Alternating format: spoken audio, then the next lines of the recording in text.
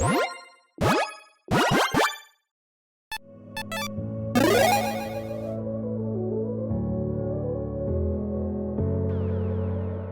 everyone, Mitch coming in for the Commander's Quarters temporary studio. Welcome to the show. Oh my goodness, do we have a brutally gross new card with Ichormoon Gauntlet. Let's just jump into it. An artifact for 2 and a blue that says Planeswalkers you control have pay 0, proliferate, and -12. Take an extra turn after this one. Are you kidding me? But it's not done yet, because also on top of that, because this card, this 3-mana artifact needed more. Whenever you cast a non-creature spell, choose a counter on target permanent, additional counter of that kind on that permanent. So yeah, kind of like a mini proliferate in a way whenever you're casting non-creature spells. So that's a nice additional thing to have on top of, again, the already just incredibly gross, hey, your Planeswalkers, they can all proliferate, which obviously can help get more counters not only on them, but all your other Planeswalkers. And also, yeah, all your Planeswalkers, have just a brutally awesome, ultimate, essentially. They -12, which, yeah, is a good amount of loyalty counters to get to, but hey, all your Planeswalkers can obviously easily help you get there. I mean, someone help me do the math in the comments below, but I think you could probably pretty easily just take an infinite amount of extra turns with 4 or 5 Planeswalkers in play, essentially, because you're just, having them proliferate each other, and then, get to the 12, and then, or actually 13, because you'd want to keep them in play. Take extra turn after extra turn after extra turn, and just get more and more Planeswalkers in play. I don't think it would take that many Planeswalkers, really, to make this absolutely absurd. I don't like to say, auto-include or that kind of, term, essentially, because, there are certain circumstances where certain cards really don't work well, for a certain deck, even though it works for the, vast majority of the strategy. But it's going to be pretty hard to argue against this one for a Super Friends build, I think, because, just giving all your Planeswalkers the ability to grow all of your Planeswalkers and get all of their loyalty up to absurd degrees. Also, giving the extra turn as well, ultimate right there. But yeah, being able to get all of your Planeswalkers quite easily up to their own ultimates. And of course, there are plenty of Planeswalkers out there that they themselves have game-ending ultimates. So the second you get one of your Planeswalkers into play, you're just like, oh yeah, okay, I'll have all these proliferate. And then this one, I will have ultimate and I win. Or, you just be like, I have this one, take an extra turn, so I can just do it again and again and again. So yeah, this is just an absurd card that didn't really need that second part stapled onto it at all, because if you're just like a couple off, you're like, oh no, I only have 10, loyalty counters on this Planeswalker. Well, I'll just cast a couple non-creature spells, and then, okay, now you're 12. Okay, cool, extra turn. Let's just, monopolize the time of the table right here. So yeah, I think this card is pretty brutal, pretty absurd, and yeah, kind of ridiculous in a way. Of course, when it comes to Super Friends builds, they already have plenty of ways to really take advantage of a card like this. Just think about this in combination with the Chain Veil and a few Planeswalkers in play, right? At the beginning of your end step, you don't activate a loyalty ability, which you're going to, you lose 2 life. So yeah, you're not going to have that negative downside. Pay 4, tap for each Planeswalker you control. You can activate one of its loyalty abilities once this turn, as though none of its loyalty abilities have been activated. Basically, hey, you get to activate all your Planeswalkers a second time. And again, let's just say you have, 3 Planeswalkers in play, okay? Plus this brand new card, Ichormoon Gauntlet. You could, if you really just wanted to, proliferate 6 times with that. 6 times. And of course, there are other ways to get even more loyalty counters on, and we'll talk about some of those here in a bit. But yeah, that is kind of a low bar for a Super Friends build in many ways. Oath of Teferi, you could also have this in play too. Enters the battlefield, you can blink something. Cool. You may activate loyalty abilities of Planeswalkers you control twice each turn rather than only once. So again, hey, more ways to activate your Planeswalkers, more ways to proliferate, more ways to just utilize them. Cart the Lion. This one makes it even better, even more ridiculous. Enters the battlefield when a Planeswalker control dies with the top 7 cards of your library. You can get a Planeswalker from one of them in your hand. So yeah, this is a way to, to replace your Planeswalkers when you need to utilize them. Maybe using an ultimate. Oh no, my Planeswalker, went away. Okay, cool. I get one off the top, essentially get it into play as well. But of course, more importantly, Planeswalker's loyalty abilities you activate cost initial +1 to activate. Now that might sound like a negative thing. It is not. Basically, what it means is, hey, your 0 for that proliferate now is a +1. So those Planeswalkers are getting even more loyalty counters on them from activations, which is crazy. And of course, then, yeah, the ultimates that they are given as well, those, extra turns essentially. Now that's just -11 instead of -12. I mean, every little bit makes a difference, obviously. And of course, there are other loyalty abilities become even better with this as well. Obviously, Super Friends builds also have access to, and if I don't, mention this card, I get yelled at in the comments below whenever I bring up Super Friends builds. Doubling Season! This one says, an effect could create one or more tokens that you control to create twice that many of the tokens instead. If an effect would put one or more counters on a permanent you control to put twice that many of those counters on the permanent instead. Yeah, every single time you proliferate, now you're getting 2 loyalty counters on every single one of your Planeswalkers. This can just get absolutely out of hand. I mean, again, with that same example of having, 3 Planeswalkers in play, maybe with a Chain Veil, that's what, 12 then? 12 loyalty counters on all your Planeswalkers? Yeah, you can easily get to your, time, extra turn, extra activations. So it can just really add up, especially with all the other tools and all the other incredible things that Super Friends builds have access to. Yeah, I can see Ichormoon Gauntlet, like many of these cards, being quite expensive. And again, that fringe auto-include, quote-unquote, territory for, Super Friends builds. On top of that as well, I should mention, yeah, I mean, if your Planeswalker enters with, 6 loyalty or more, you automatically can just get an extra turn because you could just, get in play. Doubling Season's going to double its counters. You just automatically get an extra turn with those new Planeswalkers. Gross.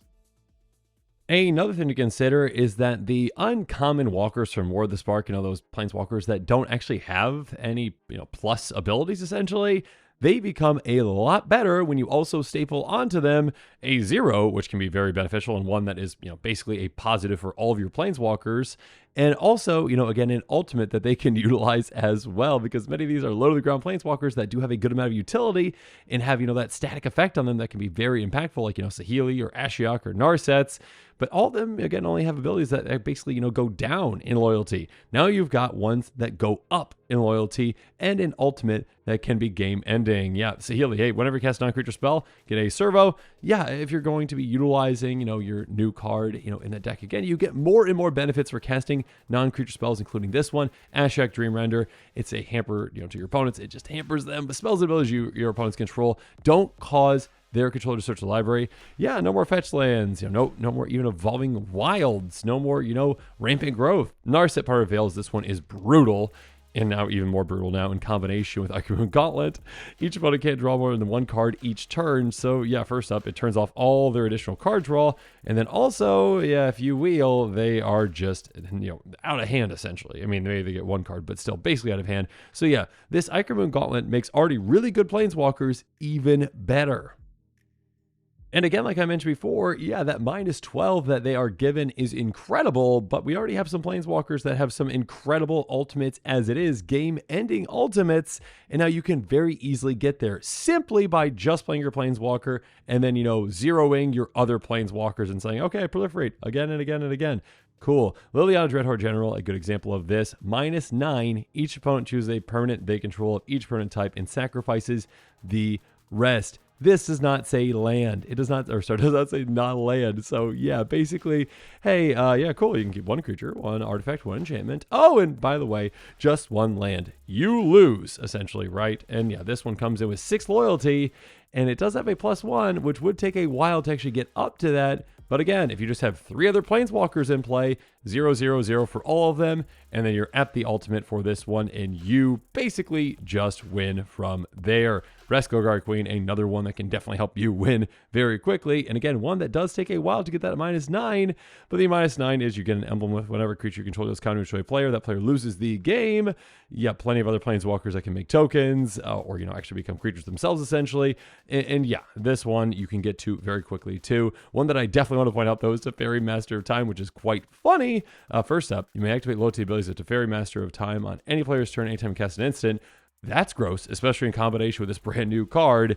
And on top of that, -10, take 2 extra turns after this one. So again, instead of it being a -12, which, I mean, sure, it adds onto this technically, you're never going to use it. But yeah, instead of being a -12, you're, 2 less to get to it. And then also you get 2 extra turns. So utilizing all your other Planeswalkers to get this to an ultimate is definitely something that is game ending and will set yourself up just to win the game. This is just absolutely crazy. And of course, I mean, a planeswalker like Tezzeret the Seeker can actually go get you this incredible card to just get it directly into play, and Tezzeret's going to stick around. -X, search your library for an artifact card with converted mana cost X less put on the battlefield, then shuffle your library. You don't have to -3 this to get our brand new Ichormoon Gauntlet right into play, then utilize your other planeswalkers to proliferate, or, get extra turn, etc., etc., etc. Yeah, that is just a gross thing. Jace Cunning Castaway, this one's quite interesting with this one, I should say. Starts off at just 3 loyalty, but the ultimate is only a -5, so you just have to get to 2 more counters on it, and then you can create 2 tokens that are copies of it, except they're not legendary. So you can just start basically, proliferating with your other planeswalkers, getting more and more onto this, then, getting more of these into play, then proliferating, then getting more of these into play, then proliferating. And yeah, I'm sure it's pretty easy to go ultimate, ultimate and infinite quite quickly with this. The -12 ultimate can be utilized as well to get extra turns to do this again. And yeah, you can just have an army of Jaces in play and win very, very easily, very, very quickly. Speaking of quick, Gideon, Champion of Justice, +1, put a loyalty counter on it for each creature target opponent controls. Yeah, when you can just do that, you can quite easily, in many circumstances, if an opponent has 8 or more creatures, you are getting up to that 12 for that extra turn. So yeah, you can very easily, again, just utilize this to get enough counters on it to take an extra turn. And yeah, if you can utilize this again multiple times in a turn, like, with like an Oath of the Fairy or, a Chain Veil, you can just go infinite as long as an opponent has the requisite amount of creatures, which is quite easy to do. Now, when it comes to commanders that might want to consider this disgusting card, how about Jared Garthalion? Hey, Jared, do you like planeswalkers? Yeah, I mean, yeah, super friend builds, obviously. And then, do you also like, counters, +1 counters? Yeah, I can make some Kavu. I can give them 5 counters apiece, just with my -3. Oh, cool. All right, let's just utilize your planeswalkers to make your Kavu incredibly massive, even more massive than you'd already be able to make them. And yeah, all the other planeswalkers can definitely get benefits from those proliferating effects as well. Next up, speaking of proliferating, yeah, a Super Friends commander, a very popular one, is a Drax for good reason. 4/4 with Flying, Vigilance, Death Touch, and Lifelink, but most importantly, at the beginning of your end step, proliferate. So on top of all the other proliferating that you're going to be doing, on top of all the other benefits that you get for proliferating, now you've got another card that can help you just take your proliferation to the absolute max, especially again in a Super Friend strategy where you're like, okay, yeah, cool, I'll proliferate with my, 4 planeswalkers in play. That's for, proliferation effects. Plus, end of turn, I also get to proliferate with a Drax set. Then I've got other proliferate effects too. Gross.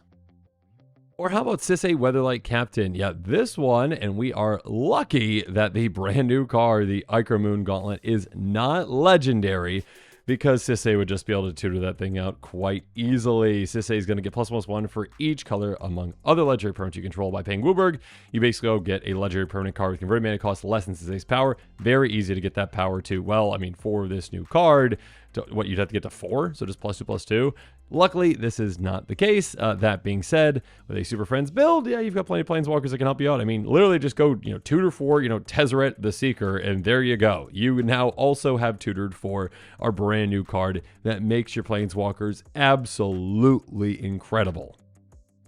So yeah, at the end of the day, again, I don't like to say the word auto-include, and I guess I should specify, this card, I believe, is going to be incredibly expensive. Very, very pricey. Again, it is a mythic, and also, again, it is kind of, on that, again, quote-unquote, auto-include list for Super Friends builds with just how incredible this card can be in those decks. Again, how brutal this card can be. Oh, yeah, I'll take an extra turn. Okay, next turn, I'll get another planeswalker and play. I proliferate. Oh, sure, I've got 12 on this one. Okay, I'll take an extra turn there.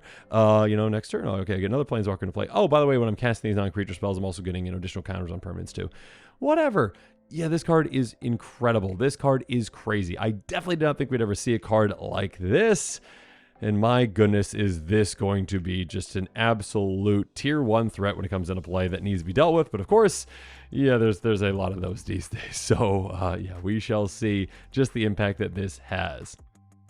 And with that, today's episode is coming to a close. So yeah, hope you enjoyed it. Let me know what your thoughts are on it in the comments below. And of course, as always, thanks again and have a good one. This show and episodes like this one are possible thanks to viewers like you. If you're looking for an easy way to help support this show, make sure that you like, share, and subscribe. Also, hit that bell notification icon so you don't miss any new episodes. You can also go check out our playmats and other merchandise at thecommandersquarters.com. We also have a ton of brand new t-shirt designs in stock, so make sure you check out those as well. Another easy way to support this show is with our TCG Player affiliate links. So whether you're buying a deck or individual cards, you can use this general link right here or one in the description. And the final way that you can support this show is by supporting us directly by becoming a patron. There are many benefits to being a patron, and I truly couldn't do this without all of their support.